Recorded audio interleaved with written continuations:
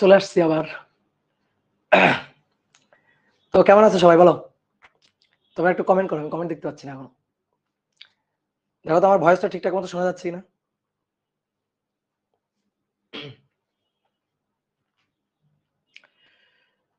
ওকে ওকে, ঠিক আছে।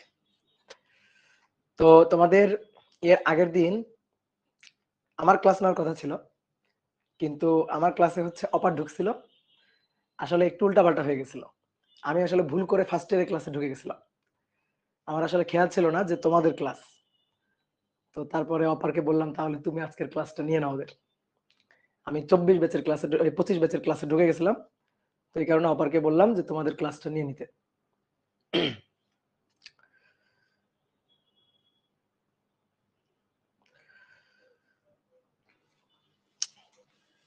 দ্রুত দ্রুত সবাই একটু যুক্ত হয়ে যাও।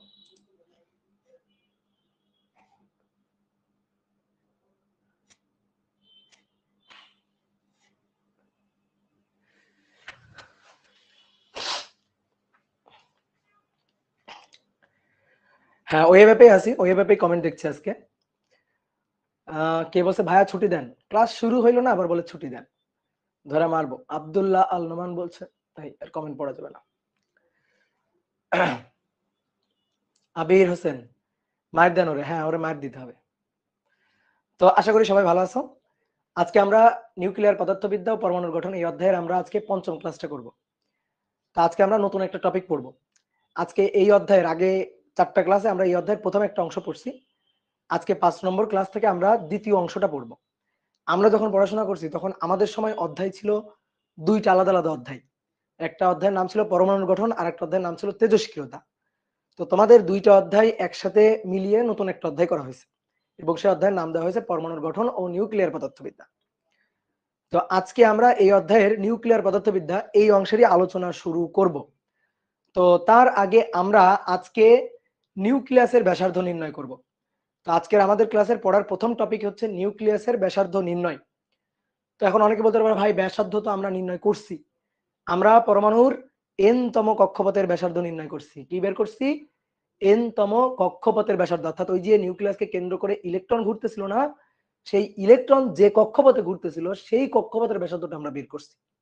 তাহলে আজকে আমরা আবার কি ব্যাসার্ধ বের করব? আজকে আমরা ওই যে নিউক্লিয়াসকে কেন্দ্র করে ইলেকট্রন ঘুরতেছিল সেই যে নিউক্লিয়াস, সেই নিউক্লিয়াসের ব্যাসার্ধ নির্ণয় করব।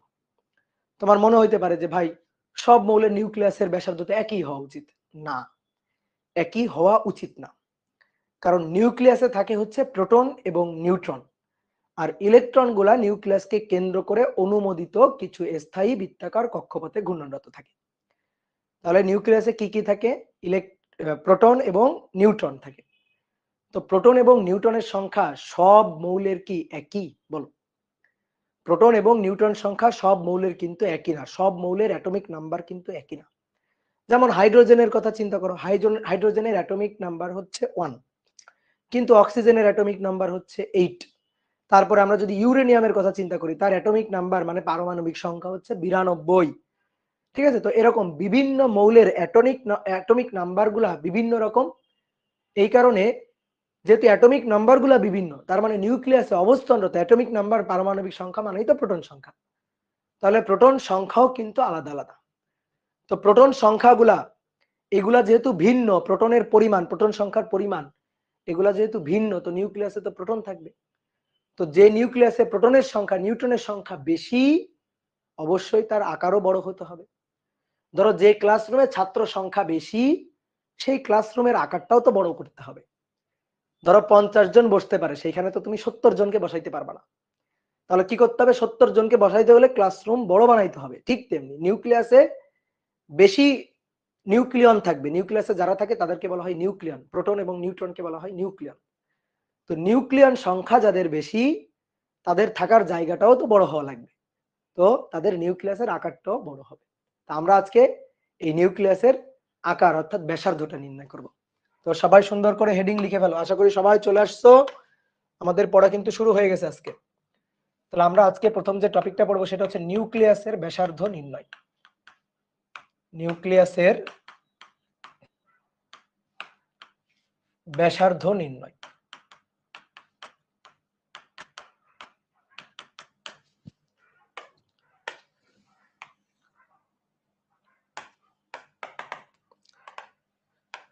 ধরো এইটা হচ্ছে একটা নিউক্লিয়াস। এই যে নিউক্লিয়াসটা, এই নিউক্লিয়াসকে কেন্দ্র করে ঘূর্ণনরত ইলেকট্রনের অনুমোদিত কক্ষপথ হচ্ছে এইগুলা।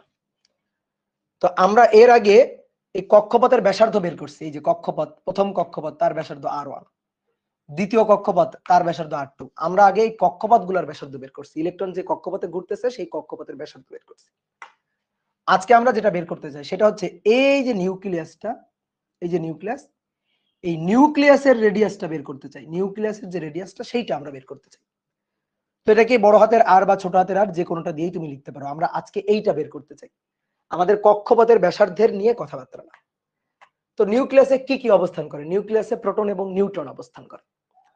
কোন একটা মৌল যদি হয় এক্স, মৌলের সংকেত আর কি, যদি মৌলটা হয় এক্স, তাহলে জেড হচ্ছে তার অ্যাটমিক নাম্বার, যেটাকে আমরা এখানে লিখি নিচে, আর এ হচ্ছে ভর সংখ্যা, নিউক্লিয়ার নাম্বার বলে। ভর সংখ্যাকে ইংরেজিতে বলা হয় নিউক্লিয়ার নাম্বার।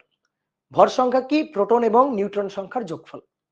কতগুলো প্রোটন কতগুলো নিউট্রন আছে সবগুলো যোগ করে হচ্ছে ভর সংখ্যা। ঠিক আছে? এই ভর সংখ্যা বা নিউক্লিয়ার নাম্বার সেটা হচ্ছে ক্যাপিটাল লেটার এ। তাহলে আসো তো, প্রোটন সংখ্যা, প্রোটন সংখ্যা that is atomic number, number of proton NP, number of proton, এটা হচ্ছে জেড। আর নিউট্রন সংখ্যা, নিউট্রন সংখ্যা that is number of neutron, number of neutron, এটা হচ্ছে এ। এটা হচ্ছে টোটাল, এ হচ্ছে প্রোটন এবং নিউট্রনের সমষ্টি। তাহলে কি হবে? এ মাইনাস জেড, অর্থাৎ ভর সংখ্যা থেকে জেড পারমাণবিক সংখ্যা বাদ দাও, বাদ দিলে সেটাই হবে হচ্ছে নিউট্রন সংখ্যা। তো নিউক্লিয়াসে অবস্থান করে কি? প্রোটন এবং নিউট্রন। তো প্রোটন এবং নিউট্রনের সংখ্যাকে একত্রে বলা হয় ভর সংখ্যা। যে অ্যাটমের, যে মৌলের ভর সংখ্যা বেশি হবে তার অবশ্যই নিউক্লিয়াসের আকারটাও বড় হবে। তাহলে নিউক্লিয়াসের আকারটা, নিউক্লিয়াসের আয়তনটা, এটা ডিপেন্ড করে কার উপর? ভর সংখ্যার উপর। তাহলে ভর সংখ্যার সাথে এই নিউক্লিয়াসের আকারের সম্পর্কটা কেমন? ধরো এটা হচ্ছে নিউক্লিয়াস, আমি এখন এই নিউক্লিয়াসটাকে বাইরে এনে আঁকতেছি, শুধু আমরা নিউক্লিয়াস আঁকবো, আমাদের নিউক্লিয়াস নিয়ে লেনা দেনা, নিউক্লিয়াসটা আঁকবো, আমরা কক্ষপথ আঁকার দরকার নেই। এই নিউক্লিয়াসে হচ্ছে প্রোটন এবং নিউট্রন, নাম্বার অফ প্রোটন এবং নাম্বার অফ নিউট্রন, এই দুটো যোগ করে এই যে এ। তা আমরা এখন এই নিউক্লিয়াসের ব্যাসার্ধটা বের করতে চাই, এর ব্যাসার্ধটা নির্ণয় করতে চাই। এর ব্যাসার্ধটা, এটা একটা নিরেট গোলক, এর ব্যাসার্ধ আর এটা আমরা বের করতে চাই, এটা একটা নিরেট গোলক, এর ব্যাসার্ধটা আমরা হিসাব করে বের করতে চাই, এটার ব্যাসার্ধটা আর এইটা আমরা বের করতে চাই। তাহলে আমরা এই কথাটা কি বলতে পারি যে নিউট্রন এবং প্রোটন সংখ্যার যোগফল আর কি যত বেশি হবে, অর্থাৎ নিউক্লিয়ার সংখ্যা যত বেশি হবে তত সেই নিউক্লিয়াসের আকার বড় হবে। আকার মানে আয়তনটা বড় হবে, গোলকটা বড় হবে, গোলকের ভেতরের জায়গাটা বেশি হইতে হবে। ঠিক আছে? ভর সংখ্যা যেখানে অবস্থান করবে, কোথায়? এই নিউক্লিয়াসের মধ্যে। নিউক্লিয়াস একটা নিরেট গোলকের মতো, তো এই গোলকের মধ্যে অবস্থান করবে। তাহলে গোলকের মধ্যে জায়গাটা বেশি হইতে হবে যখন এ বেশি হবে। তাহলে এর সাথে এর জায়গা, জায়গা মানে আয়তন। ঠিক আছে? প্রোটন এবং নিউট্রন এরা অবস্থান করবে, এরা এর ভেতর অবস্থান করবে, থাকবে। তাহলে থাকবে জায়গা, আয়তন। তাহলে যে জায়গা জুড়ে থাকবে সেই জায়গার আয়তন বেশি হইতে হবে যদি ভর সংখ্যা বেশি হয়। তাহলে আয়তনের সাথে ভর সংখ্যার সম্পর্কটা কেমন? অনেক কম সাউন্ড লাগছে, সাউন্ড অনেক কম, কি বলো ভাই? সাউন্ড আসছে না, হেডফোন নিলে তাই সাউন্ড অনেক কম, দাঁড়াও দাঁড়াও দাঁড়াও দাঁড়াও দেখি। Hello hello hello hello, sound তো কম হওয়ার কথা না।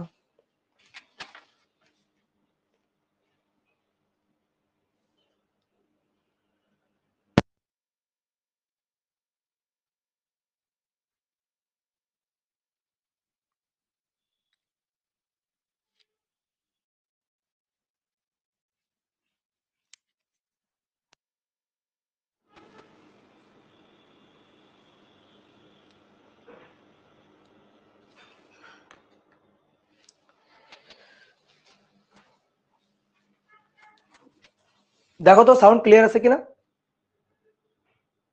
দেখো তো এবার সাউন্ড ক্লিয়ার আছে কিনা। ক্লিয়ার, ওকে ওকে। দেখি আমি একটু এফবি তে কমেন্ট নিই।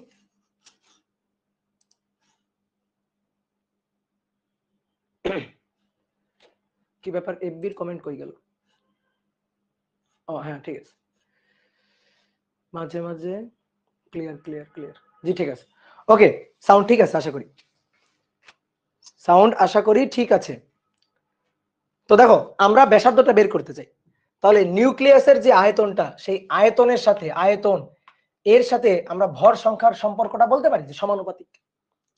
কিন্তু আমরা তো চাইছিলাম ব্যাসার্ধ, হ্যাঁ এই যে আয়তনের মধ্যেই ব্যাসার্ধটা আছে, তাহলে আয়তন ভি 4/3 পাই আর কিউব, গোলকের আয়তন যেটা সেটা সমানুপাতিক হচ্ছে এ। তাহলে দেখো 4, 3, পাই এগুলো তো ভাই কনস্ট্যান্ট, তাহলে আমি কনস্ট্যান্ট গুলাকে বাদ দিই, এটা তো আমি সমান চিহ্ন দিয়ে লিখিনি, আমি সমানুপাতিক চিহ্ন দিয়ে লিখছি তাই না।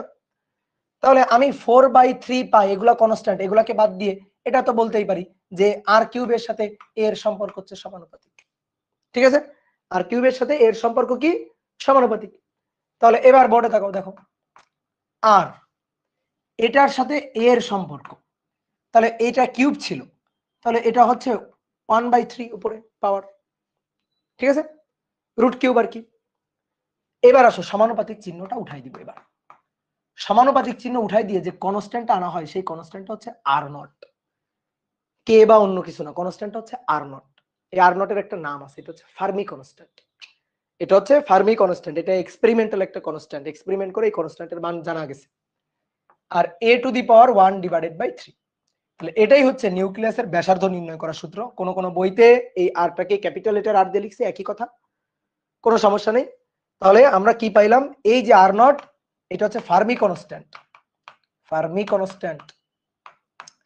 তো এই কনস্ট্যান্টটার মান কত, এই কনস্ট্যান্টটার মান হচ্ছে 1.2 femtometre, femtometre, that means femtometre মানে 1.2 into 10 to the power minus 15 metre, femtometre মানে 10 টু দি পাওয়ার মাইনাস 15, ঠিক আছে। অনেকে এইগুলো কিন্তু ভুল করে, পিকোমিটার মানে 10 টু দি পাওয়ার মাইনাস 12, অনেকে ভাবে পিকো মানে 10 টু দি পাওয়ার মাইনাস 15, এটা কিন্তু ভুল করে, ঠিক আছে। এটা কিন্তু একবার এমসিকিউ তেও আসছিল, কোথায় জানো, মেডিকেলে মনে হয়। 1.2 into 10 to the power minus 15 metre, that is 1.2 femtometre. তাহলে এইটা হচ্ছে আর নটের মান। এখন কথা বলতে পারো যে ভাই এই কনস্ট্যান্টের মানটা কি মান কিভাবে পাওয়া গেছে, এটা এক্সপেরিমেন্টাল কনস্ট্যান্ট, এই কনস্ট্যান্টের মান কিভাবে পাওয়া গেছে এইটা নিয়ে তোমাদের বইতে ওরকম বিস্তারিত তেমন কোনো আলোচনা নেই, তো জাস্ট কনস্ট্যান্টটার মানটা জেনে রাখো। এখন ম্যাথ যখন করতে হবে তখন তুমি এই সূত্র লিখে ফেলবা। এবার যে যে মৌলের নিউক্লিয়াসের ব্যাসার্ধ তোমাকে বের করতে বলবে, তুমি সেই মৌলের জাস্ট ভর সংখ্যাটা জানবা, এই ভর সংখ্যা এর মানটা এখানে বসাই দিবা, বসাই দিলেই কাজ শেষ। তাহলে ভর সংখ্যা জানা থাকলে আমরা যে কোনো মৌলেরই নিউক্লিয়াসের ব্যাসার্ধটা কত সেটা বের করতে পারবো। নিউক্লিয়াসের ব্যাসার্ধ স্বাভাবিক যে কক্ষপথের এনতম কক্ষপথের যে ব্যাসার্ধ তার তুলনায় অবশ্যই অনেক কম হবে, তো আমরা সেটা হিসাব নিকাশ করে দেখতে পারবো। এখানে তুমি এর মান বসাবা, ফার্মি কনস্ট্যান্ট বসাবা। এমনি দেখো ফার্মি কনস্ট্যান্টের মানই হচ্ছে 1.2 into 10 to the minus 15 metre. আমরা হাইড্রোজেন অ্যাটমের জন্য যে মানে কক্ষপথের যে ব্যাসার্ধটা বের করছিলাম সেটা আসছিল 0.53 অ্যারমস্ট্রং, অ্যারমস্ট্রং মানে 10 to the power minus 10 metre, তো তার তুলনায় আরো অনেক কম, 10 টু দি পাওয়ার মাইনাস 15, এর সাথে এ গুণ হবে, এ টু দি পাওয়ার 1/3 গুণ হবে, তেমন তো কিছু বাড়বে না, 10 টু দি পাওয়ার মাইনাস 15 তো 10 টু দি পাওয়ার ধরো মাইনাস 10 হবে না, তাই না। তাহলে এইটা হচ্ছে নিউক্লিয়াসের ব্যাসার্ধ। তাহলে দেখো আমরা কক্ষপথের ব্যাসার্ধ গুলাও বের করতে পারলাম। এখন আমরা সুন্দর করে এখান থেকে নিউক্লিয়াসের ব্যাসার্ধটা বের করতে পারলাম। তো চলো এবার আমরা দু একটা ম্যাথ করি। তো প্রথম প্রবলেমটা আমাদের বলা হচ্ছে C612 O O816 এর নিউক্লিয়াস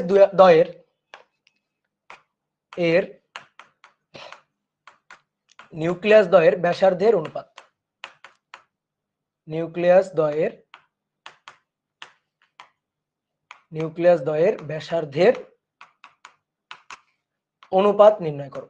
দুনিয়ার সবচেয়ে সহজ জিনিস, ঠিক আছে, দুনিয়ার সবচেয়ে সহজ জিনিস, খুবই সহজ কোশ্চেন। তাহলে C612 আর O816, তো এইটা হচ্ছে ভর সংখ্যা। ধরো এটা A1 12 আর A2 হচ্ছে 16।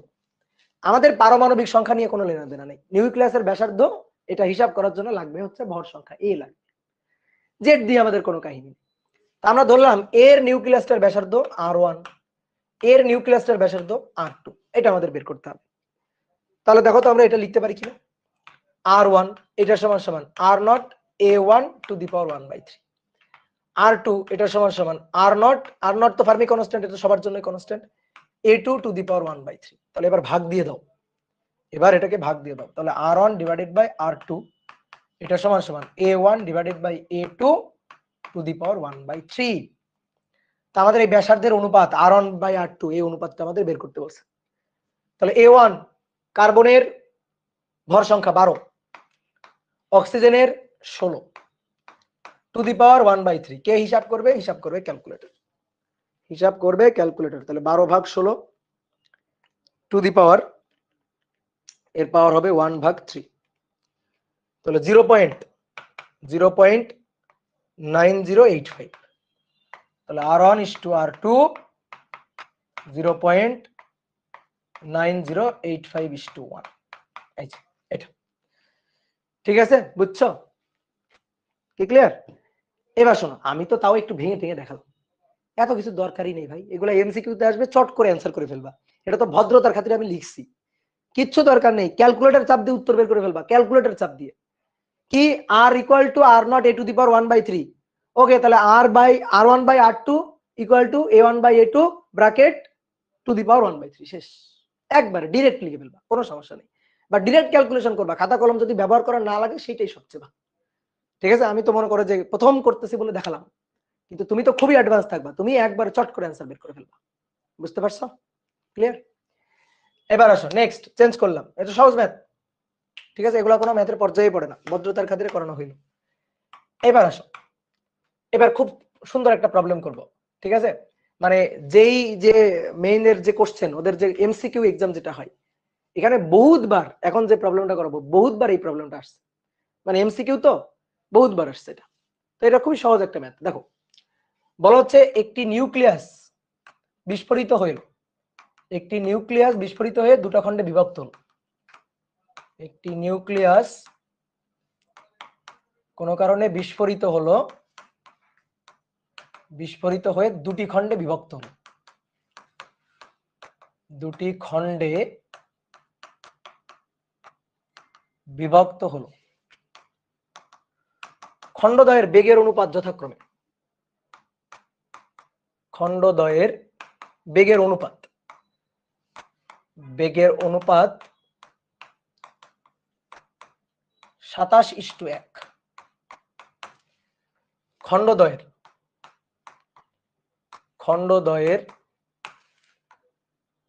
ভরের গড় ব্যাসার্ধের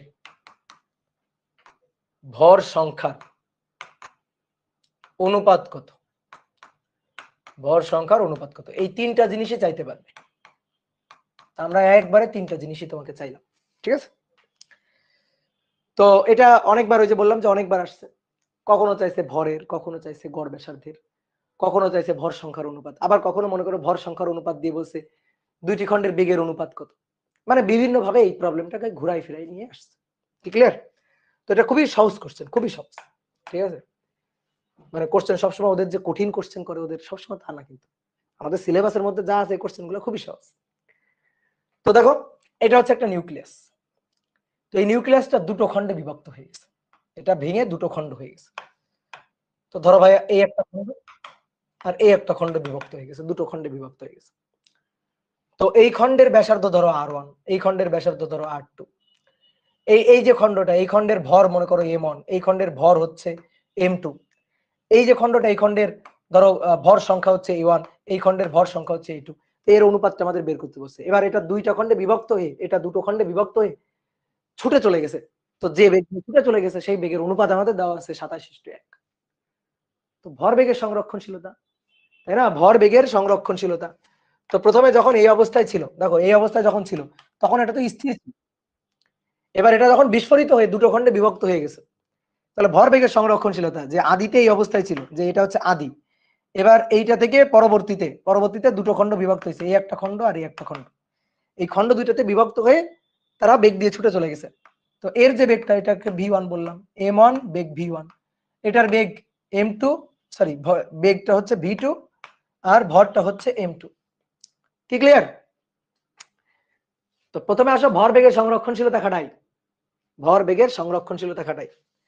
তাহলে এর যে ভরটা, এর ভরকে ধরলাম M, কোনো বেগ নেই, তো বেগ নেই তাহলে ভর বেগ কত? 0। ঠিক আছে, কোনো বেগ কিন্তু নেই, এটা কিন্তু স্থির ছিল। তাহলে এর বেগটা কত? বেগ বললাম ধরো U0। তাহলে প্রথমে ভর বেগের সংরক্ষণশীলতা খাটাই আমরা পাই, ভর বেগের সংরক্ষণশীলতা খাটাই আমরা পাই M গুণ 0 M1 V1 plus M2 V2। তো ভাই এটা তো 0। এবার M1 V1 M2 V2, এই যে M1 V1 plus M2 V2। তাহলে দেখো তো M1 V1 equal to minus M2 V2 না? M1 V1 equal to minus M2 V2। এই যে মাইনাস, এই মাইনাসটা কি নির্দেশ করে? দিক নির্দেশ করে, দিক। এই মাইনাসটা দিক নির্দেশ করে। কিভাবে দিক নির্দেশ করে? V1 যেদিকে V2 হবে তার বিপরীত দিকে, V1টা যেদিকে V2 হবে তার বিপরীত দিকে, এই দিকটা নির্দেশ করে। তাহলে মাইনাসটা বাদ দিয়ে শুধু মানের বিবেচনায়, শুধু মানের বিবেচনায়, মানের বিবেচনায় আমরা দেখো তো এই কথাটা লিখতে পারি না? M1 V1 সমান সমান M2 V2, শুধু মানের বিবেচনায়, মান। তাহলে M1 divided by M2 equal to ভাই V2 বাই V1। খণ্ডদ্বয়ের বেগের অনুপাত দেওয়া ছিল, এই যে বেগের অনুপাত। তাহলে V1 আর V2 এটা আমাদের দেওয়া ছিল। যে প্রথম খণ্ডের বেগ যদি আমি বলি V1, দ্বিতীয় খণ্ডের বেগ হচ্ছে V2। তাহলে V1 এবং V2 এর রেশিওটা দেওয়া ছিল। তাহলে অতএব আমি এখান থেকে পেয়ে গেছি, ভরের রেশিওটা পেয়ে গেছি M1 বাই M2 এটা সমান সমান V2 বাই V1, এটা উল্টে যাবে, তাহলে উপরে 1 আর নিচে 27। তাহলে এটা হচ্ছে ভরের রেশিও। কি ক্লিয়ার? এটা হচ্ছে ভরের রেশিও। এবার আসো, তাহলে প্রথমটা হলো যে ভরের রেশিও চাইছে, হলো গড় ব্যাসার্ধ। এবার বলছে নাও ব্যাসার্ধের অনুপাতটা বের করো, খুবই সহজ, ভর পাইলে সব পাওয়া যাবে। M1 by M2 equal to 1/27। আসো M equal to rho V. দেখো এটা বিস্ফোরিত হয়ে দুটো খণ্ডে বিভক্ত হয়েছে, ঘনত্বের তো কোনো চেঞ্জ হয়নি, ভাগ হয়ে গেছে, ঘনত্ব তো একই আছে। তাহলে M equal to rho V, rho V1 আমি একটা একবার লিখছি 4/3 আয়তন 4/3 পাই R1 কিউব, নিচে rho 4/3 pi R2 cube equal to 1/27। Rho 4/3 pi কাটাকাটি। তাহলে বলো এবার R1 বাই R2 এটা ইকুয়াল টু কি হবে? 1/27 এর রুট কিউব, তাহলে 1/3। বুঝছো? 1/27 এর রুট কিউব, তাহলে কত হবে? 1/3। তাহলে এটা হচ্ছে তাদের গড় ব্যাসার্ধ। কেন গড় ব্যাসার্ধ বলছে? কি দুটো খণ্ড বিভক্ত হয়ে গেছে, তো খণ্ড দুটো একেবারে ধরো যে গোলগাল খণ্ড এমন তো না, নিরেট গোলকের মতো তো এমন তো নাও হইতে পারে। তো এই কারণে আর কি ওই যে গড় ব্যাসার্ধ বলছে, মানে মোটামুটি তাদেরকে দুটো খণ্ডকে দুটো গোলক চিন্তা করে তারপরে ব্যাসার্ধটা বের করো। এবার বলছে ভর সংখ্যার রেশিও, ভর সংখ্যার রেশিও যা ভরের রেশিওটাও তাই। ঠিক আছে, ভর সংখ্যার ভরের রেশিও তাই, একই জিনিস। ভর সংখ্যা আর ভর এরা পরস্পরের সাথে সমানুপাতিক, দুটো একই জিনিস না, একই জিনিস না, কিন্তু অনুপাতটা সেম হবে কারণ পরস্পরের সাথে সমানুপাতিক সম্পর্ক। এবার তোমার আমার কথা বিশ্বাস করতে হবে না, তুমি নিজেই যাচাই করে দেখো। তুমি ব্যাসার্ধ পেয়ে গেছো না? R1 বাই R2 পেয়ে গেছো তো, এটা সমান সমান 1/3। ওকে, এবার আর সমান সমান বসো, R equal to R0 a to the power 1/3। ঠিক আছে, তাহলে R0 A1 1/3। ঠিক একইভাবে R2 equal to R0 A2 1/3 সমান সমান 1/3। R0 কাটাকাটি, তাহলে A1 ডিভাইডেড বাই A2 এটা ইকুয়াল টু 1/3, এই পাশে 1/3। তাহলে এবার পাওয়ার 3 দাও, তাহলে 3 দিলে এখানে অতএব A1/A2, এখানে A1/A2 আর এর কিউব করলে 1/3 এর কিউব 27। দেখছো হয়েছে? দেখো M1/M2 যা ছিল A1/A2 তাই হয়েছে। তো পারা যাবে না, এটা কিন্তু আসবে। ঠিক আছে, এটা কিন্তু আসবে, তুমি কিন্তু এটা ফেস করবা জীবনে, কোথাও না কোথাও এটা ফেস করবা। খুব ভালো ভালো পরীক্ষাতে এই জিনিসগুলো ফেস করবা, এগুলো কিন্তু আসবে। বিশেষ করে এই প্রবলেমগুলা বুয়েট প্রিলির জন্য খুব ইম্পর্টেন্ট।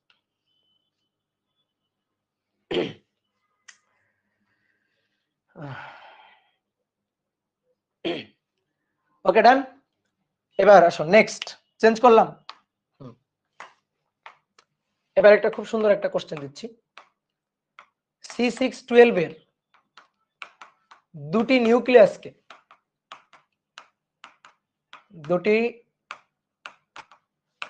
নিউক্লিয়াসকে পরস্পরের সাথে স্পর্শ করাতে কৃত কাজ কত? পরস্পরের সাথে স্পর্শ করাতে কৃত কাজ কত? পরস্পরের সাথে স্পর্শ করিয়ে রাখতে কৃত কাজ কত? দুটো নিউক্লিয়াস, শুধু নিউক্লিয়াস, ঠিক আছে, কক্ষপথ টক্ষপথ ভাবো না, দুটো নিউক্লিয়াসকে পরস্পরের সাথে স্পর্শ করাবো। এই একটা নিউক্লিয়াস আর এই একটা নিউক্লিয়াস, দুইটা নিউক্লিয়াসের আকার একই রকম। C612 এর দুইটা নিউক্লিয়াস, দুটো নিউক্লিয়াসকে পরস্পরের সাথে স্পর্শ করাবো, স্পর্শ করিয়ে এভাবে রাখতে কৃত কাজ চাইছে। তো একটু ভাবো, প্রশ্নটা নিয়ে একটু চিন্তা করো। এখানে কৃত কাজ কেন আসবে? এখানে কৃত কাজ কেন আসবে? এখানে কাজ আসার কথা বলো তো। দুটো নিউক্লিয়াসকে পাশাপাশি বসাই দিব, শেষ। এই যে দুটো নিউক্লিয়াস, এই দুটো নিউক্লিয়াস দুটো পজিটিভ চার্জ, নিউটনের কোনো চার্জ নাই, ঠিক আছে, কিন্তু নিউক্লিয়াসে প্রোটন আছে না, তার চার্জ আছে না। তাহলে প্রোটন আছে পজিটিভ চার্জ, এটারও প্রোটন আছে, দুটো নিউক্লিয়াস দুটো পজিটিভ চার্জ। তাহলে একই ধরনের দুটো পজিটিভ চার্জকে পরস্পরের সাথে এনে লাগায় তুমি রাখবা, পরস্পরের সাথে স্পর্শ করায় বসায় রাখবা, থাকতে চাবে ওরা? ওরা তো পরস্পরকে বিকর্ষণ করে দূরে সরাই। তাহলে তুমি যখনই এরকম দুটো চার্জকে পরস্পরের সাথে স্পর্শ করিয়ে পরস্পরের কাছাকাছি এনে রাখবা, তখন তোমার দ্বারা একটা কাজ হবে, ঠিক আছে। সেই কাজটা এই তুমি আসলে একটা তড়িৎ ক্ষেত্র তৈরি করছো। এই তড়িৎ ক্ষেত্রের মধ্যে, এখানে যে তড়িৎ ক্ষেত্রটা তুমি তৈরি করছো, এই তড়িৎ ক্ষেত্রের মধ্যে বিভব শক্তি হিসেবে তোমার দ্বারা কৃত কাজ, এজেন্ট দ্বারা, বাহ্যিক এজেন্ট দ্বারা কৃত কাজ, এটা বিভব শক্তি হিসেবে জমা থাকবে। তো এই কৃত কাজ বা বিভব শক্তিটা আমাদের বের করতে হবে। দেখো তো, চিন্তা করে দেখো তো, মনে টনে পড়ে কিনা। স্থির তড়িতে এগুলা হয়তো পড়ছো তোমরা, ঠিক আছে। এই যে এই একটা চার্জ হচ্ছে কিউ চার্জ, ধরো এটাকে আমি পজিটিভ চার্জই বললাম, যে এটা পজিটিভ একটা চার্জ। এই চার্জ থেকে আর দূরত্বে এইখানে তুমি আর একটা চার্জ এনে বসাবা, এটা আর একটা ধরো ছোট হাতের কিউ পরিমাণ চার্জ এনে বসাবা। এটা বসাইতে তোমার কাজ হবে না? বলো, কাজ হবে না? অসীম থেকে, অসীম মানে ক্ষেত্রের বাইরে থেকে, ধরো এটা হচ্ছে ক্ষেত্র, তো ক্ষেত্রের বাইরে থেকে এখানে এনে এই চার্জটাকে বসাইছো, এটা বসাইতে তোমার অসীম থেকে তোমার দ্বারা কৃত কাজ হবে না, তোমার এক্সটার্নাল এজেন্ট দ্বারা কৃত কাজ WeXT। তাহলে কিউ পরিমাণ চার্জ আনতে কৃত কাজের মানটা কেমনে হিসাব করতাম আমরা, দেখো তো মনে পড়ে কিনা। কিউ পরিমাণ চার্জ আনতে কৃত কাজ WeXT, অতএব একক পরিমাণ চার্জ আনতে কৃত কাজ WeXT ডিভাইডেড বাই কিউ। এটা হচ্ছে একক পরিমাণ চার্জ আনতে কৃত কাজ। এই একক পরিমাণ চার্জ ওখানে আনতে কৃত কাজটাই হচ্ছে বিভব, এটাই হচ্ছে বিভব, এটাই হচ্ছে ভি, ঠিক আছে। এটা কি বিভব? তাহলে বিভব V equal to W divided by Q. তাহলে ডাব্লিউ ইকুয়াল টু কত? V into Q. দেখো মনে পড়ে কিনা। তাহলে এই কাজটা তোমার করা লাগবে, ঠিক আছে। তুমি ওখানে যদি চার্জটা নিয়ে বসাও, তাহলে এই কাজটা করতে হবে যে কৃত কাজের মানটা কত। কৃত কাজের মানটা হচ্ছে WeXT এক্সটার্নাল এজেন্ট কর্তৃক, অর্থাৎ তোমার দ্বারা যে কৃত কাজটা সেটা হবে এই পয়েন্টের তড়িৎ বিভব এবং তার সাথে যে চার্জটাকে এনে আমি বসালাম সেই চার্জটার মান। ওই পয়েন্টের তড়িৎ বিভব ভি এবং যে চার্জটাকে আমি এনে ওখানে বসালাম সেই চার্জের মানটা, দ্যাট ইজ ছোট হাতের কিউ, স্মল লেটার কিউ। বুঝতে পারছো? ক্লিয়ার? বুঝতে পারছো কিনা? ওভি মেসেজ দিছে, ওভি কেন মেসেজ দিবে দেখি, ফোন কই গেল? বলো তো, ভি সমান সমান কত দেখি, মনে পড়ে কিনা তোমাদের, বলো ভি সমান সমান কত?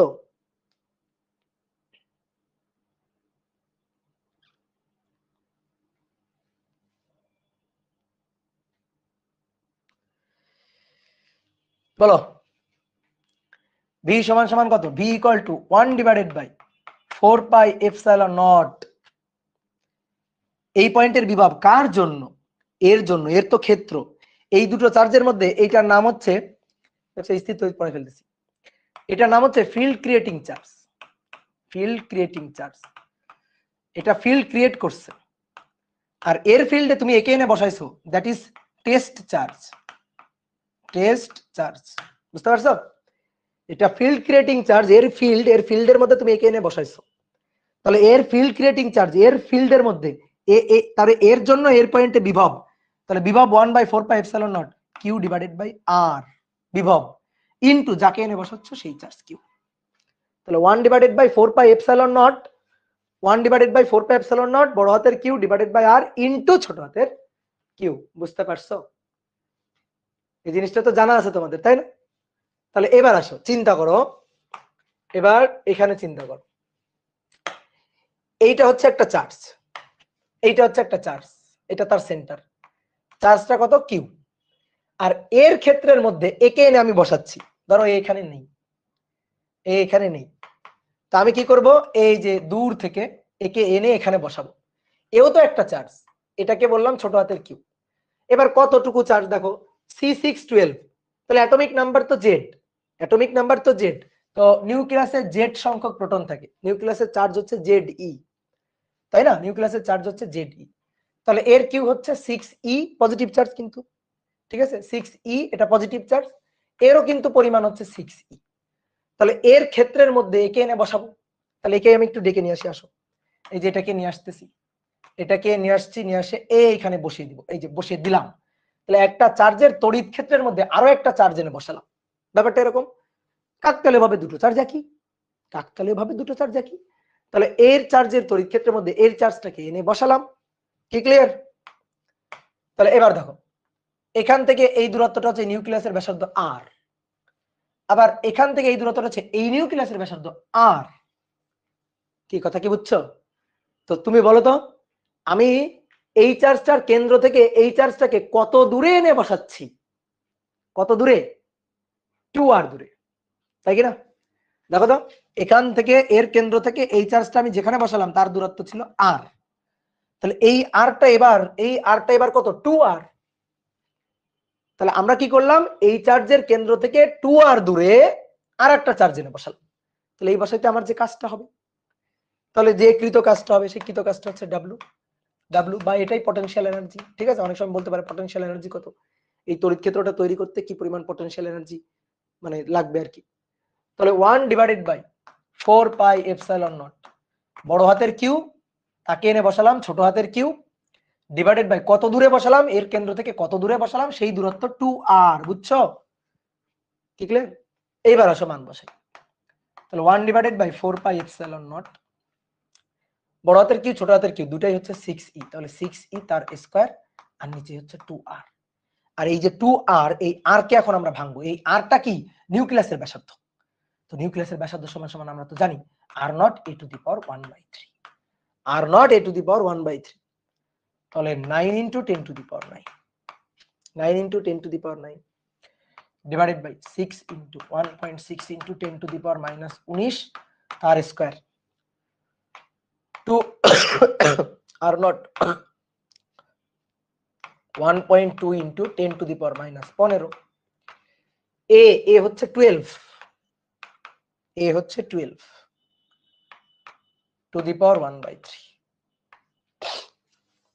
তাহলে আসো মান বসাই, মান বসাই। এবার আসো 9 এক্সপোনেনশিয়াল ফাংশন 9 × 6 × 1.6 এক্সপোনেনশিয়াল ফাংশন -19 তার square divided by 2 × 1.2 exponential function -15 × 12 to the power 1/3। তাহলে এটা হচ্ছে 2.5159 × 10 টু দি পাওয়ার -13 জুল। হ্যাঁ বলো তো, ঠিক আছে? ঠিক আছে, 10 টু দি পাওয়ার -13 আসলো, আমার তো 13 আসলো। দাদা 6 এর উপর স্কয়ার হবে তো?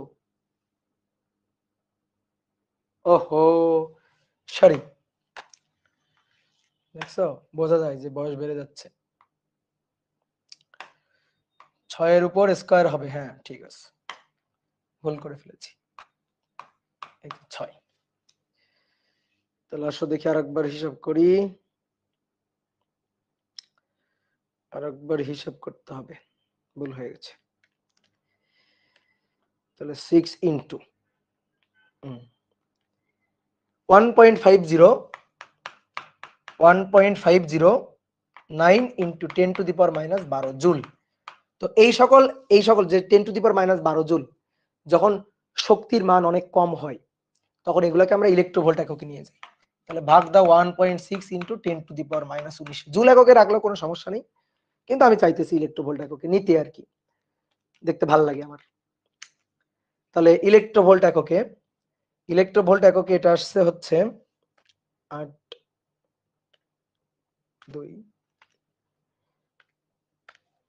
9.434 ইন্টু 10 টু দি পাওয়ার 6 এত ইলেকট্রোভোল্ট, এটা ইলেকট্রোভোল্টে। এবার যদি মনে করো যে একে মেগা ইলেকট্রোভোল্ট নিবা, তাহলে এটাকে 10 টু দি পাওয়ার 6 বাদ দিয়ে 9.434 মেগা ইলেকট্রোভোল্ট। তোমার যদি এটা এমসিকিউ কোনো জায়গায় আসে তখন দেখবে অপশনে এটাই থাকবে, কারণ অপশনে টিচাররা অত বড় জিনিস লিখতে চায় না, ছোট জিনিস লিখতে চায়। কি ক্লিয়ার? তো এই প্রবলেমটা করতে যে জ্ঞানটুকু লাগবে সেটা আসলে স্থির তড়িতে পড়া, ঠিক আছে? স্থির তড়িতে পড়া, স্থির তড়িতে চার্জ স্থানান্তরে কৃতকাজ, টপিকটার নাম হচ্ছে চার্জ স্থানান্তরে কৃতকাজ, বা কোন একটা তড়িৎ ক্ষেত্রের মধ্যে অপর একটা চার্জ বসাইতে যে কৃতকাজ সেই হিসাব নিকাশ।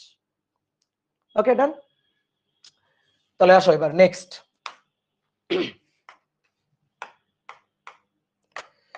তো মোটামুটি গেল, এই টপিকগুলো আমরা পড়লাম, তাহলে 3টা প্রবলেম সলভ হয়েছে। এবার আসো দেখো অন্য একটা প্রবলেম করব, মোটামুটি এই টপিক শেষ। এবার একটা প্রবলেম সলভ করব, খুবই সুন্দর একটা প্রবলেম। এটা হচ্ছে রাদারফোর্ডের আলফা কণা পরীক্ষার সংক্রান্ত ম্যাথ। রাদারফোর্ডের, নরমালি আমাদের বইতে এই টাইপের ম্যাথ নাই, তবে খুবই সুন্দর একটা ম্যাথ। রাদারফোর্ডের আলফা কণা পরীক্ষার প্রবলেম, আলফা কণা পরীক্ষার গাণিতিক সমস্যা, গাণিতিক সমস্যা। তো চলো দেখি।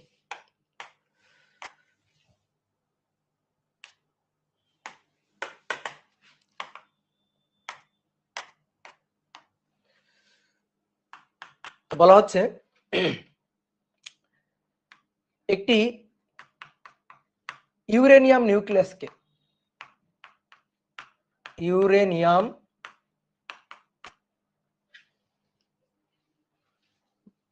বারবার ফোন আসছিল,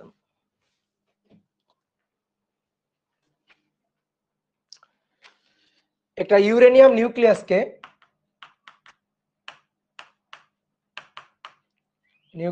লক্ষ্য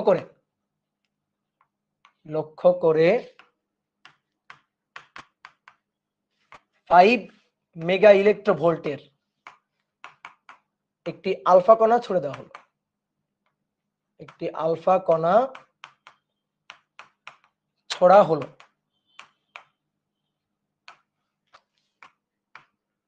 আলফা কণাটি নিউক্লিয়াসের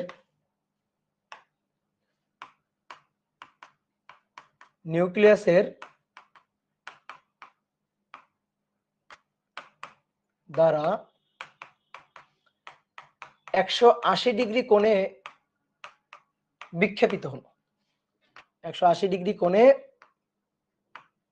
বিক্ষেপিত হলো।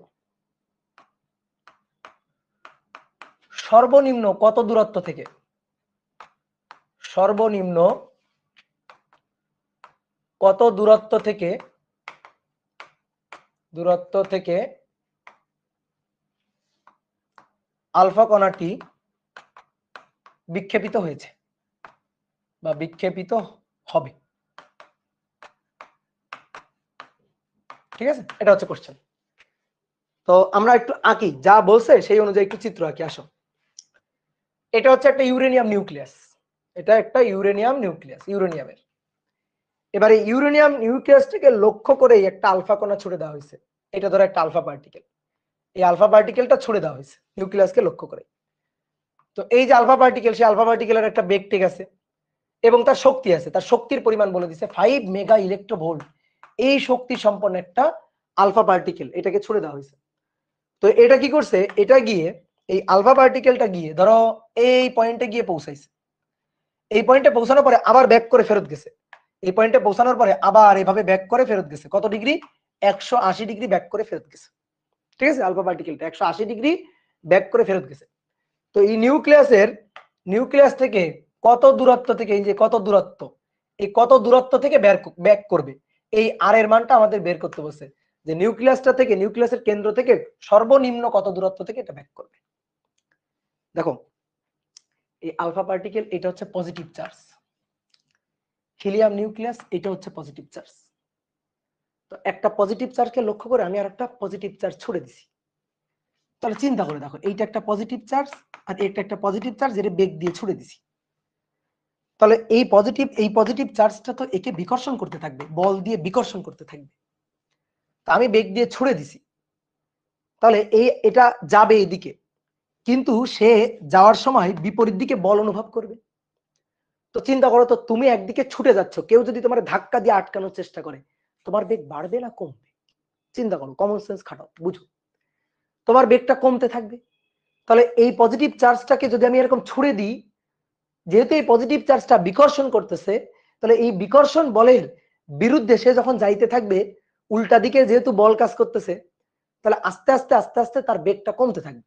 বেগটা কমতে কমতে কমতে কমতে এক সময় ধরো এখানে গিয়ে বেগটা জিরো হয়ে গেছে, এই পয়েন্টে গিয়ে বেগ হয়ে গেছে জিরো, বেগ আর নাই, বেগ হয়ে গেছে জিরো। তাহলে আর তো যাবে না, তাহলে আর না গেলে কি হবে, এর তো বিকর্ষণ বল আছে, যেহেতু আর যাবে না, তাহলে বিকর্ষণ বলের তুলনায় বিকর্ষণ বলের দরুন সে আবার ধাক্কা খেয়ে ব্যাক করে পিছনের দিকে ফেরত আসবে। তাহলে বেগ ছিল ভি, আস্তে আস্তে আস্তে আস্তে বেগ কমতে কমতে জিরো হবে, তারপর আবার ব্যাক করে ফেরত আসবে।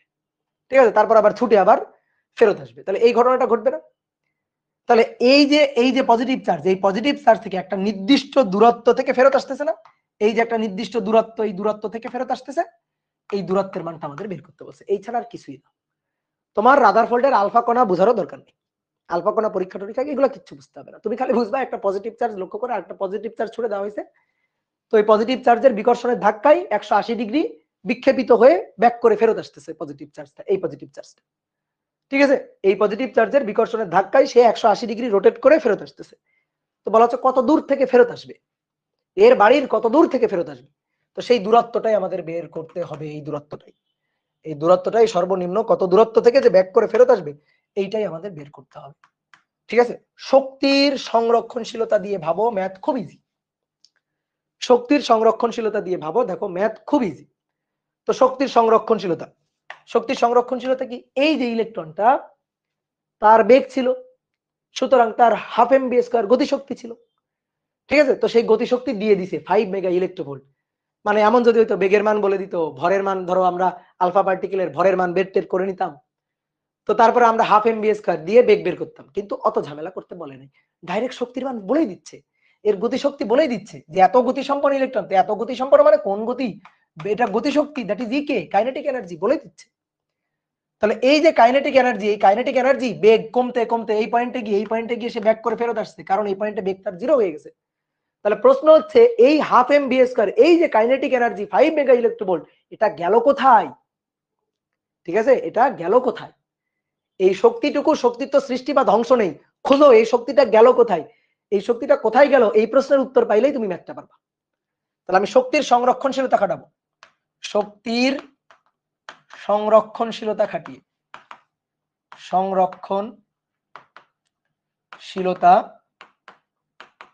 খাটিয়ে, পাই, শক্তির সংরক্ষণশীলতা খাটিয়ে পাই, কি পাই আমরা? শক্তির সংরক্ষণশীলতা খাটিয়ে লিখতে পারি আলফা কণার গতিশক্তি, এটা সমান সমান কিছু একটা লিখতে চাই। তো তুমি এবার বলো এই শক্তিটা গেল কোথায়, এই গতিশক্তিটা কোথায় ব্যয় হলো, কোন কাজে ব্যয় হলো? একটু আগেই আমরা এই জিনিসটা পড়ছি,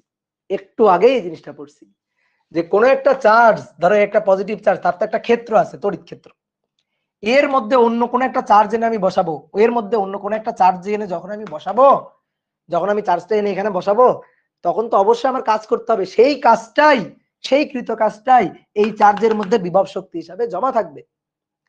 তাহলে আমার দ্বারা যে কৃত কাজটা হবে, একে এর মধ্যে আনতে যে কাজটা হবে, সেই কাজটাই এর মধ্যে বিভব শক্তি হিসাবে জমা হবে। এখন মনে করো কেউ ছুঁড়ে দিল, দৌড় দিয়ে চলে আসছে, তো দৌড় দিয়ে চলে আসছে মানে কি, বেগ নিয়ে আসতেছে, বেগ নিয়ে আসতেছে, আস্তে আস্তে আস্তে আস্তে বেগ কমতে কমতে এখানে গিয়ে সে বেগটা হয়ে গেছে শূন্য, তো এই পয়েন্টে আসলো। তো তাহলে বেগ নিয়ে আসতেছিল, তার মানে তার একটা গতিশক্তি ছিল, সেই গতিশক্তিটা নিয়ে আসলো। এই গতিশক্তিটাই এর তড়িৎ ক্ষেত্রের মধ্যে একে বসাইতে কৃত কাজে মানে বিভব শক্তিতে ব্যয় হলো।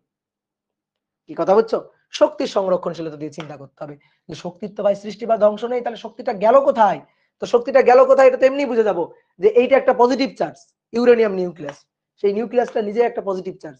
তাহলে এর যে নিউক্লিয়াস, এর নিউক্লিয়াসের যে ক্ষেত্র, এর ক্ষেত্রের মধ্যে একটা আলফা পার্টিকেল সে পজিটিভ চার্জ গিয়ে এখানে অবস্থান করতেছে, তো অবস্থান করলে এতে তো বিভব শক্তি জমা হবে।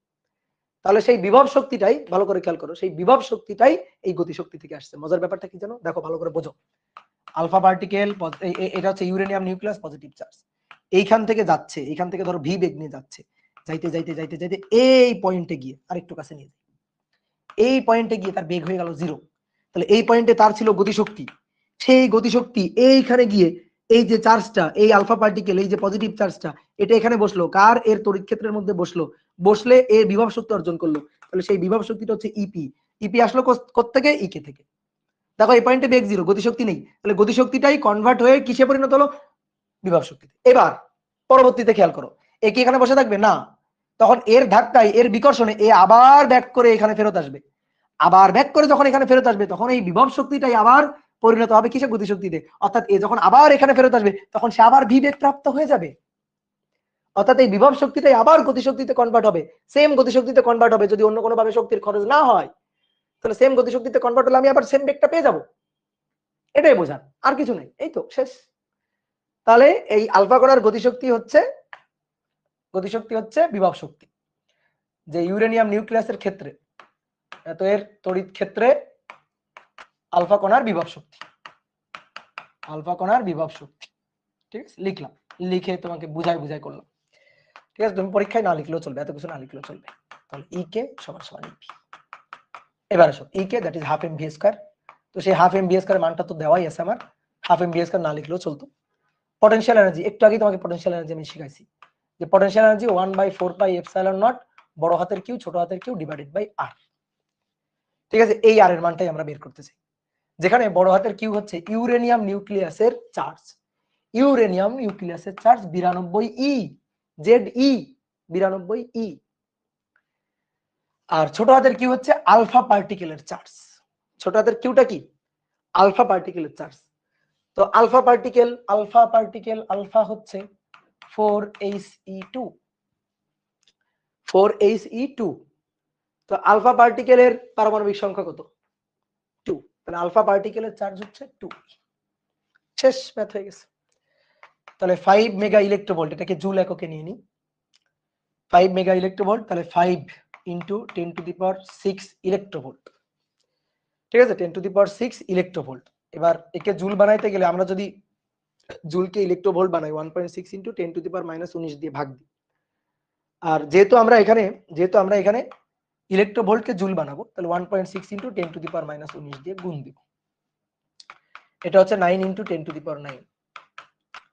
10⁻⁻⁻⁻⁻⁻⁻⁻⁻⁻⁻⁻⁻⁻⁻⁻⁻⁻⁻⁻⁻⁻⁻⁻⁻⁻⁻⁻⁻⁻⁻⁻⁻⁻⁻⁻⁻⁻⁻⁻⁻⁻⁻⁻⁻⁻⁻⁻⁻⁻⁻⁻⁻⁻⁻⁻⁻⁻⁻⁻⁻⁻⁻⁻⁻⁻⁻⁻⁻⁻⁻⁻⁻⁻⁻⁻⁻⁻⁻⁻⁻⁻⁻⁻⁻⁻⁻⁻⁻⁻⁻⁻⁻⁻⁻⁻⁻⁻⁻⁻⁻বড় হাতের কিউ ছোট হাতের কিউ, তাহলে 92 গুণ 2 গুণ ই ইন্টু ই 1.6 into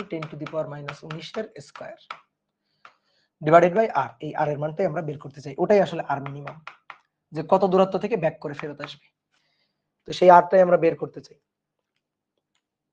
9 exponential function 9 exponential function 9 into 92 into 2 1.6 exponential function 19 তার স্কয়ার ডিভাইডেড বাই 5 ইন্টু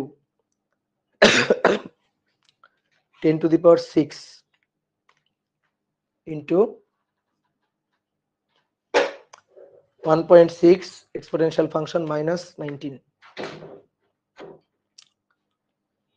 তাহলে 5.2 ইন্টু 10⁻⁻14 মিটার, এটা হচ্ছে আরের মান।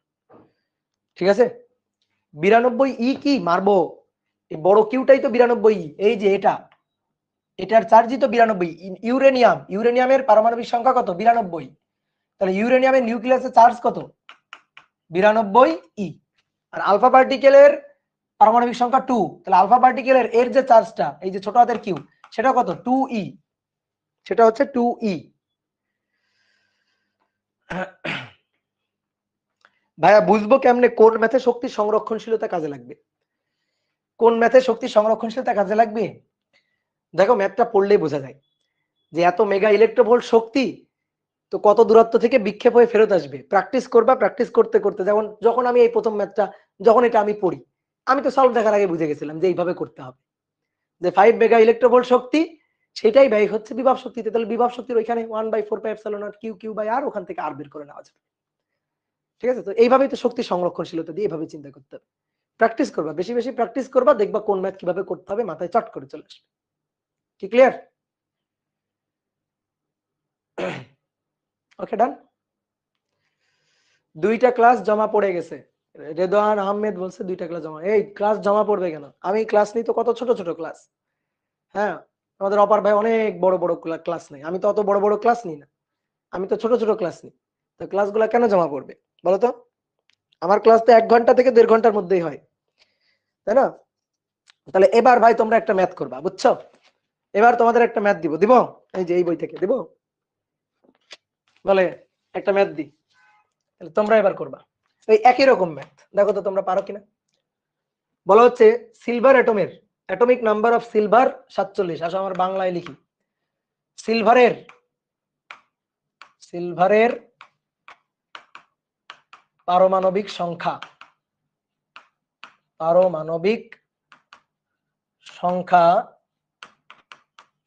47। একটি আলফা কণাকে কত বেগে ছুড়লে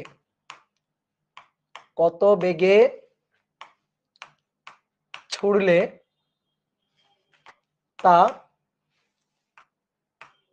সিলভার নিউক্লিয়াসটি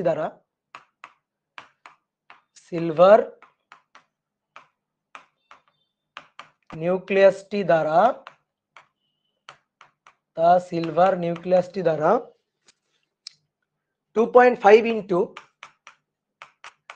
10⁻⁻14 মিটার দূরত্ব থেকে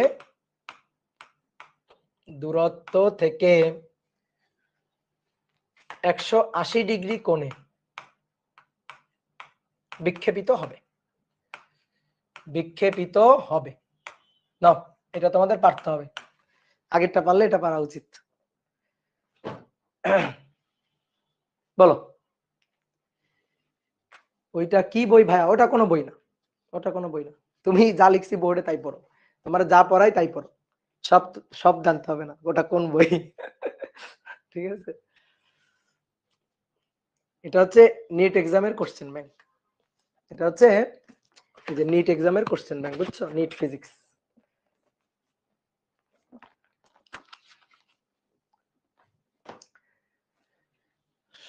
শোনো আমরা ফিজিক্সের হচ্ছে কি এই যে বিভিন্ন ওদের যেই বা নেট কোশ্চেন যেগুলা, এগুলা মোটামুটি আমাদের সিলেবাসে যা আছে ওগুলা কিন্তু আমরা কভার করে দিই।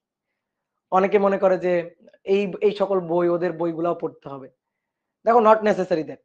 যেটা দরকার সেটা আমাদের ক্লাস লেকচার স্লাইড প্র্যাকটিস যে প্রবলেমগুলো আছে ওইগুলোর মধ্যে ইনক্লুড থাকে।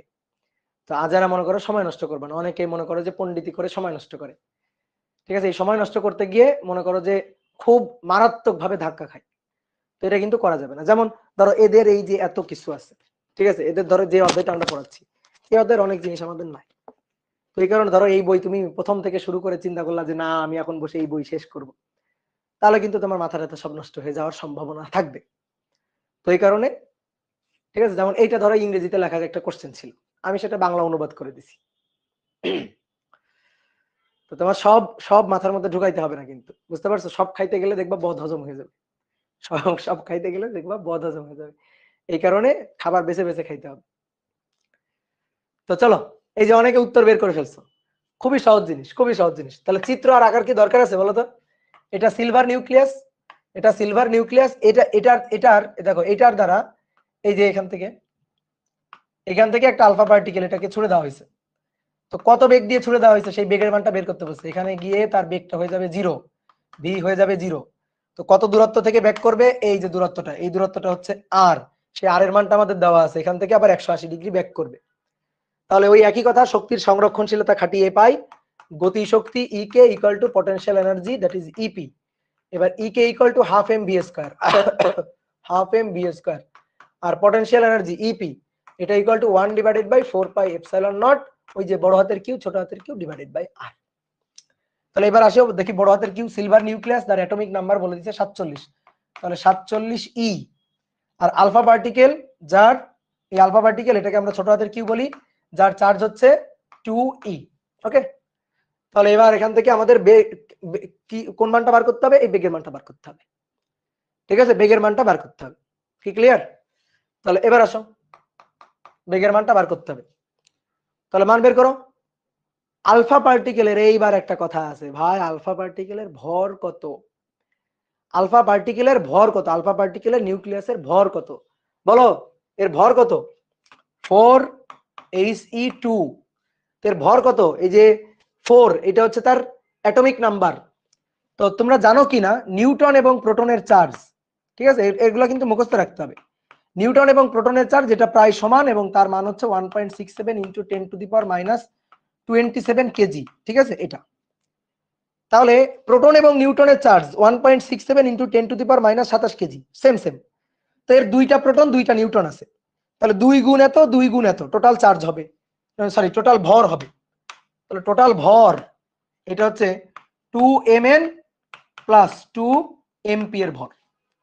তো যেহেতু একই ভর, তাহলে একবারে 4 গুণ দিয়ে দিই, আলাদা আলাদা করে গুণ দেওয়ার কি দরকার? 4 ইন্টু হয় mn লিখি নয়তো mp লিখি। তাহলে 4 into 1.67 into 10 to the power minus 27 KG. বুঝতে পারছো? ক্লিয়ার? কি আবার একটু বলবো? প্রোটন এবং নিউট্রনের চার্জের মান প্রায় সমান এবং তা হচ্ছে 1.67 into 10 to the power minus 27 KG. এটা হচ্ছে প্রোটন এবং নিউট্রনের ভর, সেম মান। ঠিক আছে, প্রায় সেম মান। এবার তাহলে এর হচ্ছে দুইটা প্রোটন আছে আর দুইটা নিউট্রন আছে, তো টোটাল ভর কত? তাহলে 2 গুণ প্রোটনের ভর 2 গুণ নিউট্রনের ভর যোগ করবা। তো যেহেতু প্রোটন নিউট্রনের ভর একই, তাহলে একবারে 4 এর সাথে গুণ দিয়ে দাও। তাহলে এবার শেষ। Half M 4 into 1.67 into 10 to the power minus 27 KG. এই বেগের মানটা ভি স্কয়ার, বেগের মানটা আমাদের বের করতে হবে। এটা হচ্ছে 9 ইন্টু 10 টু দি পাওয়ার 9। তারপরে বড় কিউ 47 গুণ 2 1.6 into 10 to the power minus 19 তার স্কয়ার ডিভাইডেড বাই আর এর মান।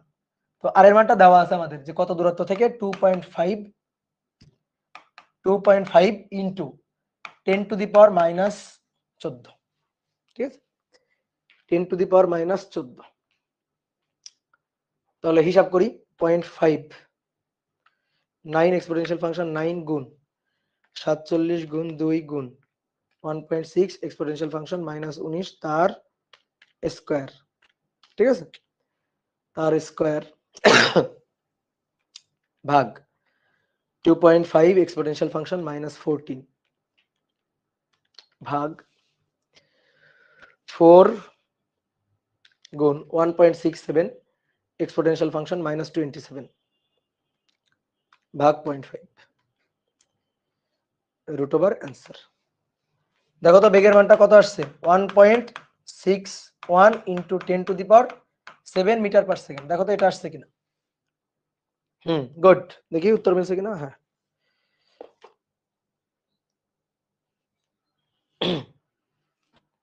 কি ক্লিয়ার? কি ব্যাপার? mass of proton is the distance between proton and silver nucleus is what? ও আচ্ছা, ঠিক আছে, ওকে, মিলছে।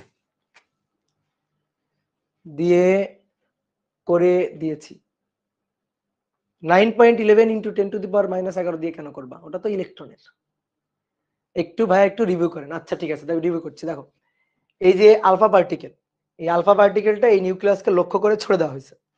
এই আলফা পার্টিকেলটা ওই নিউক্লিয়াসকে লক্ষ্য করে ছুড়ে দেওয়া হয়েছে। তাহলে আলফা পার্টিকেলের ভর এম, তার বেগ হচ্ছে ভি, তাহলে হাফ এম ভি স্কয়ার হচ্ছে তার গতিশক্তি। তো এই গতিশক্তি কোথায় গেল? এই গতিশক্তি ব্যয় হলো এই পয়েন্টে আসতে বিভব শক্তিতে। তো এই পয়েন্টের বিভব শক্তি একটু আগে করছিলাম 1/4 পাই এপসিলন নট বড় হাতের কিউ ছোট হাতের কিউ ডিভাইডেড বাই আর। অর্থাৎ আগের যে ম্যাথটা সেই ম্যাথটাই। আগে আমাদের বিভব শক্তি দেওয়া ছিল, সরি গতিশক্তির মানটা দেওয়া ছিল। আমরা এখান থেকে আগে আরটা বের করছি, এবার আর দেওয়া আছে, বেগটা বের করতে বলছে। এম এর মান হচ্ছে একটা আলফা পার্টিকেলের নিউক্লিয়াসের ভর। এম এর মান হচ্ছে একটা আলফা পার্টিকেলের নিউক্লিয়াসের ভর। কি ক্লিয়ার? তাহলে আমরা ভরটার সব জানি, মান বের করলাম। যদি এখানে আলফা পার্টিকেল না বলে এটি আলফা কণা, এই আলফা কণা না বলতে যদি বলতে একটা প্রোটনকে ছুড়ে দেওয়া হলো, তাহলে এখানে বসাইতাম একটা প্রোটনের ভর। ঠিক আছে? যদি বলতে একটা প্রোটনকে ছুড়ে দেওয়া হলো, তাহলে আমরা এখানে বসাইতাম একটা প্রোটনের ভর। এই ছাড়া আর কিছুই। কি ক্লিয়ার? বোঝা গেছে? তো দেখো কিছু না পড়ায় অলরেডি 1 ঘন্টা হয়ে গেছে। আজকে আমরা তেজস্ক্রিয়তা পড়তে চাইছিলাম মূলত। আসলে বলো, তো তেজস্ক্রিয়তা কি আজকে শুরু করব? বলো, শুরু করব না নেক্সট দিন শুরু করব? তেজস্ক্রিয়তা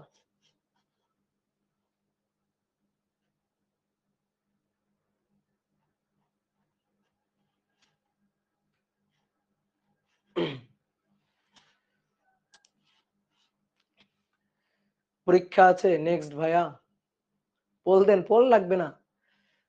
আচ্ছা তাহলে শোনো, তেজস্ক্রিয়তা অংশ তাহলে আমরা নেক্সট দিন শুরু করব। তেজস্ক্রিয়তা অংশ, তেজস্ক্রিয় বিক্রিয়ার যে অংশ আছে সেই অংশ তাহলে আমরা নেক্সট দিন শুরু করব। ঠিক আছে? আজকে ওইটাও পড়তে চাইছিলাম একটু। আচ্ছা ঠিক আছে, থাক। ওকে, তাহলে টাটা। তবে যে ম্যাথগুলো করাচ্ছি ম্যাথগুলো কিন্তু করো, আমরা একটু একটু করে কিন্তু অনেক পড়ে ফেলবো।